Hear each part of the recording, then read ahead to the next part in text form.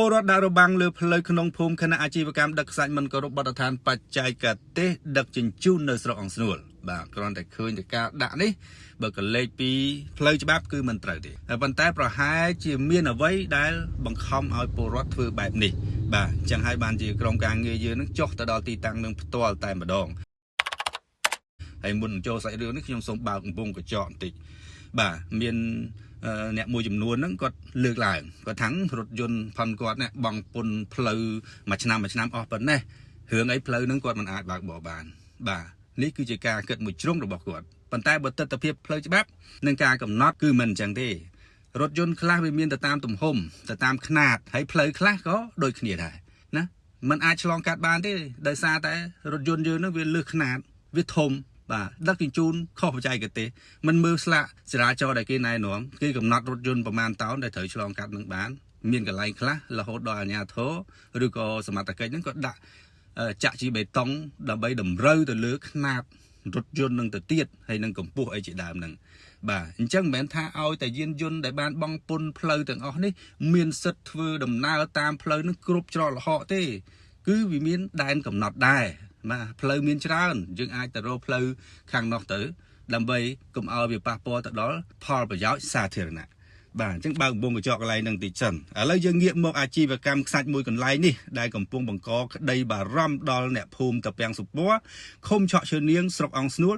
ខេត្តកណ្ដាលព្រោះតែការមិនគោរពបទដ្ឋានបច្ចេកទេសដឹកលើសទ្រុងខ្សាច់សើមហៀធ្លាក់បង្កឲ្យផ្លូវចូលទៅកាន់ភូមិនឹងកើតជាទួលជាចង្ហុកគ្រាដែលពលរដ្ឋនឹងក៏យកមែកឈើដុំដីនិងសម្បកកង់នឹងដាក់លើចំណែកផ្លូវបាទចំណែកទ្រុងផ្លូវក្នុងភូមិនឹងដើម្បីការពារ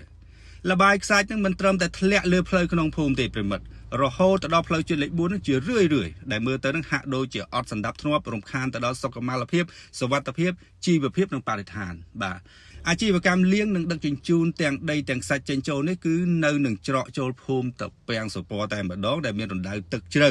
ត្រូវបានពលរដ្ឋខ្សឹកខ្សៀវឲ្យដឹងថាពាក់ព័ន្ធនឹងលោកភិរិទ្ធបាទលោកភិរិទ្ធ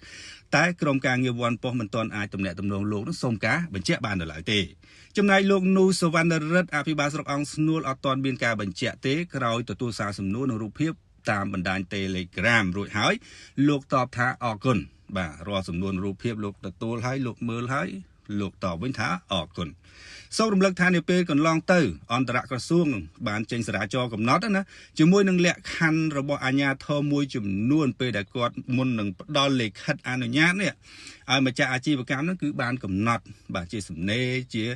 លាយលក្ខណ៍អក្សររួចហើយបាទការដឹកជញ្ជូនធនធានរ៉ែដែលសម្ដៅទៅលើដីខ្សាច់ថ្មគ្រប់ប្រភេទនឹងត្រូវតែស្ងួតមិនលើសទ្រង់គ្របឲ្យបានត្រឹមត្រូវមិនបង្កឲ្យដីថ្មខ្សាច់ធ្លាក់លើផ្លូវត្រូវតែថែទាំជួសជុលផ្លូវនឹងជាប្រចាំបើហុយនឹងស្រោចទឹកបាទពេលខ្លះស្រោចទឹកទៅវាទៅជារអិលទៅទៀតបាទហើយបើអត់ស្រោចទេវាដីហុយបាទអញ្ចឹងការប៉ះពាល់ណានោះវាប្រកាសជាកើតមានហើយបាទប៉ុន្តែយើងត្រូវតែកាត់បន្ថយនឹងឲ្យវាមានផ្ដាច់បាទវាមានផ្ដាច់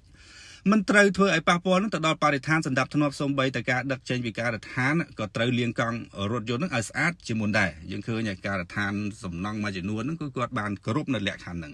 ការដ្ឋានខ្សាច់អីហ្នឹងមានមួយចំនួនហ្នឹងគឺគាត់ធ្វើ